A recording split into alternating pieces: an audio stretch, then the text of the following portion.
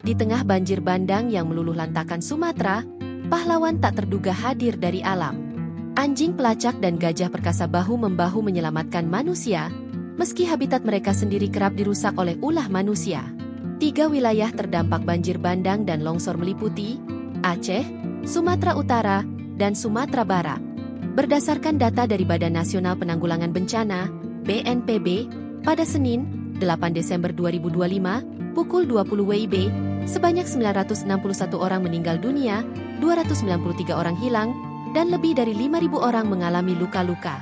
Sementara itu, Balai Konservasi Sumber Daya Alam, BKSDA, Aceh mengerahkan 4 gajah yang sudah terlatih untuk membantu mengangkut material pasca banjir bandang di Pidi Jaya, Aceh.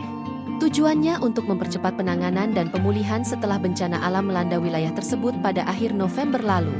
Kepala Balai KSDA Aceh, Ujang Wisnu Barata memastikan prosesnya dilakukan dengan kehati-hatian, perencanaan yang matang, serta mengutamakan penerapan prinsip kesejahteraan satwa.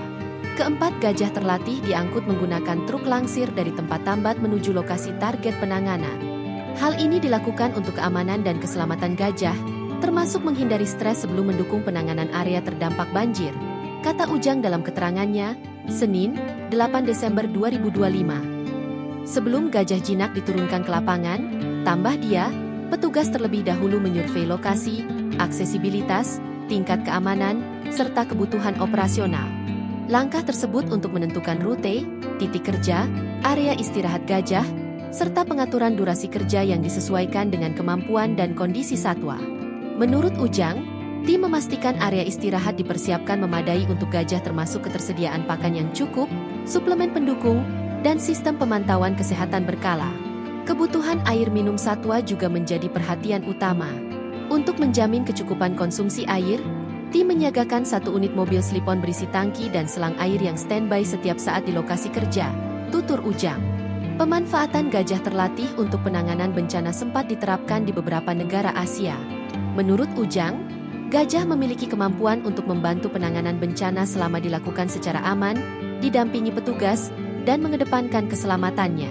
Penentuan titik-titik lokasi kerja juga dilakukan melalui koordinasi intensif dengan Bupati Pidi Jaya dan unsur kepolisian setempat agar waktu kerja gajah tidak bekerja melebihi kapasitas. Ujang memaparkan, tim yang bertugas terdiri dari 8 pelatih, personel polisi kehutanan, Polhut, Resor, serta dokter hewan. Semua kegiatan turut dikawal kepolisian sehingga operasional dapat berlangsung tertib, aman, dan terarah. Download Tribun X sekarang. Menghadirkan lokal menjadi Indonesia.